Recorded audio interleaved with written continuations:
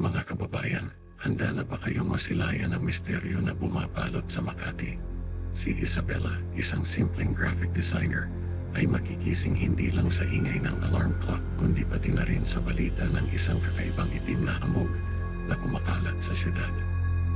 Sa inyong pagtutok, masasaksihan ninyo ang kanyang pakikipagsapalaran laban sa mga nilalang na hindi natin nakikita sa araw-araw. Ihanda ang inyong sarili sa isang kwentong puno ng takot at suspense kung saan ang bawat dilim ay may nag-aabang na panganib na hindi mo inaasahan. Gising na si Isabela sa tunog ng kanyang alarm clock. Senyalis na kailangan na niyang harapin ang abalang araw bilang isang graphic designer sa isang sikat na advertising agency sa Makati. Habang nagkakape at nag-scroll sa kanyang cellphone, sunod-sunod na mensahe mula sa kanyang mga kaibigan at balita sa social media ang kanyang nabasa tungkol sa isang itim na hamog na kumakalat sa iba't ibang lugar ng Pilipinas. Sa kanyang modernong kondo, pinilit niyang mag-focus sa paggawa ng mga disenyo para sa isang malaking campaign, pero hindi mawala sa isip niya ang mga kakaibang balita. Bigla siyang naputol sa trabaho nang magsimulang mag-alerto ang kanyang cellphone tungkol sa itim na hamog na ngayon ay unti-unti nang bumabalot sa Makati. Ano kaya ang misteryo sa likod ng itim na hamog na ito? At paano ito makakaapekto sa buhay ni Isabela? Sa paglabas ni Isabela para mag-lunch, napansin niyang parang may kumakapal na ulap na nagpapalabo sa paligid. Ang itim na hamog. Nagmamadali siyang bumalik sa kanyang kondo habang ang mga ilaw ng syudad ay unti-unting naglalaho at ang mga tao ay nagkukumahog makauwi sa kani-kanilang mga bahay. Sa loob ng kanyang kondo, binuksan niya ang television at nag-channel surfing. Ngunit kahit saan siya lumipat, walang malinaw na paliwanag mula sa mga balita o autoridad tungkol sa kakaibang hamog na bumalot sa kanilang lungsod. Sa gitna ng kaguluhan at takot, paano kaya haharapin ni Isabela ang sumusunod na mga oras? Anong kababalaghan ang naghihintay sa kanya sa gitna ng itim na hamog? Sa gitna ng katahimikan ng gabi, hindi mapakali si Isabela. Naaalala niya ang teorya na nabasa niya sa social media, kaya't dahan-dahan niyang kinuha ang kanyang cellphone at binuksan ang flashlight. Bigla na lang, parang may sumambulat na kilabot sa kanyang dibdib nang tumambad sa kanya ang di makulay na nilalang. Nakatunghay sa kanyang bintana na parang matagal na siyang hinihintay. Ang mga mata nito ay walang buhay, ngunit tila ba'y tumatago sa kanyang kaluluwa. Nanginginig man sa takot, pinilit ni Isabela na bumalik sa kanyang lamesa at ipagpatuloy ang kanyang trabaho. Subalit, kahit anong gawin niya, hindi niya maitaboy sa isipan ang nakakatakot na imahe ng nilalang na iyon.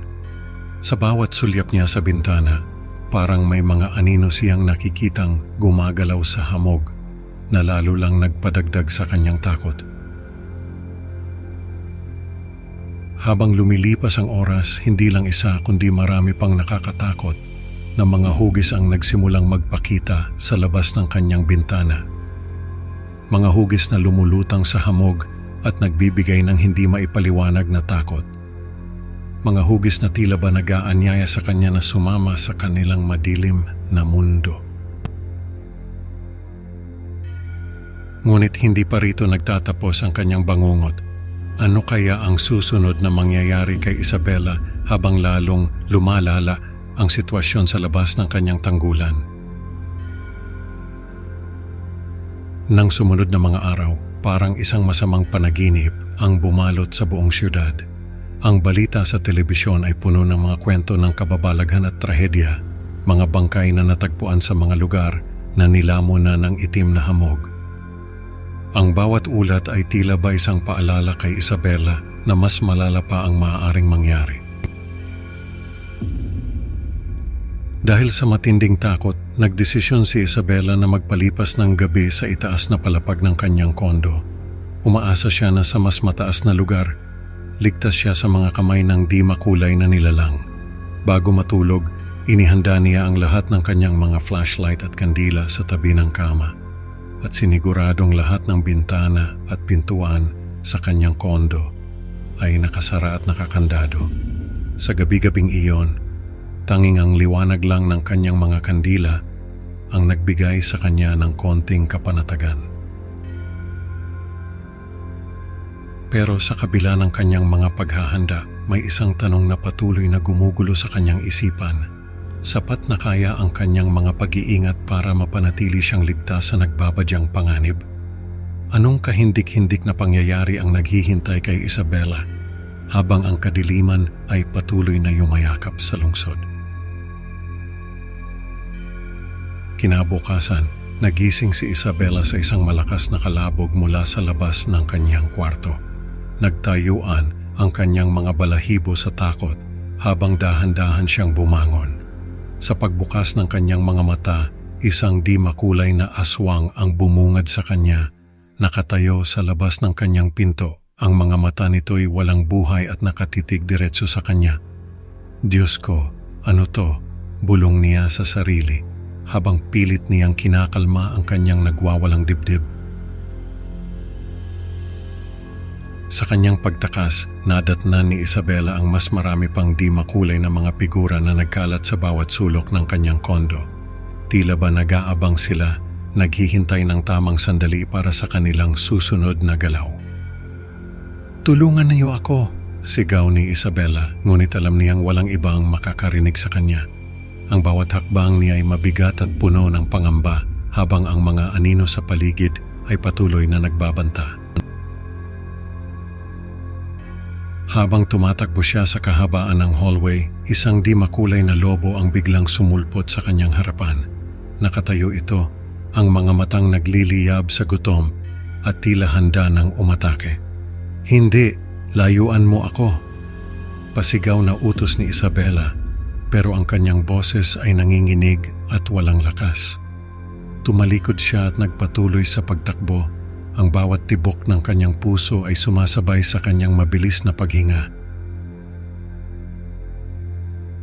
Ano kaya ang mangyayari kay Isabela sa gitna ng kanyang desperadong pagtakas? Ang susunod na pangyayari ay magtatakda ng kanyang kapalaran sa loob ng kanyang tahanan na ngayon ay naging kulungan. Sa kasamaang palad, biglang namatay ang flashlight ni Isabela at naiwan siyang nag-iisa sa kumakapal na kadiliman ng hallway. Ang dilim ay parang isang kumot na bumalot sa kanya at sa bawat segundo ay lalong nagiging makapal at mas nakakabulag. "Anong gagawin ko ngayon?" tanong niya sa sarili habang pilit niyang inaaninag ang paligid. Ang mga katok ng di makulay na mga figura sa mga bintana at pintuan ay naging isang nakakabaliw na ingay. Tila ba nagbabadya ito ng mas malaking panganib, isang panganib na hindi niya kayang harapin mag-isa. "Tama na please, tama na," sigaw ni Isabela. Pero ang kanyang mga salita ay nilamon ng kawalan. Sa huling sandali ng kwento, isang nakakakilabot na tunog ng pagbasag ng salamin ang umalingaw-ngaw sa buong kondo. Kasabay ng takot at kawalan ng pag-asa ni Isabela, ang kasamaan ng itim na hamog ay tila pumasok na sa kanyang tahanan, handa ng maghari. Anong kapalaran ang naghihintay kay Isabela sa gitna ng kanyang laban sa kadiliman? Sa huli, ipinakita ng kwento na kahit gaano ka pa katapang, may mga bagay na hindi natin kayang kontrolin. Salamat sa pakikinig mga ka-creepy. Huwag kalimutang mag-like at mag-subscribe sa Creepy Pinoy Stories para sa mas marami pang nakakatakot na kwento. Excited na ako makasama kayo sa susunod na upload at tandaan baka sa susunod na pagdilat mo, nasa tabi mo na ang di makulay na nilalang. Mag-ingat at hanggang sa muli mga ka-horror.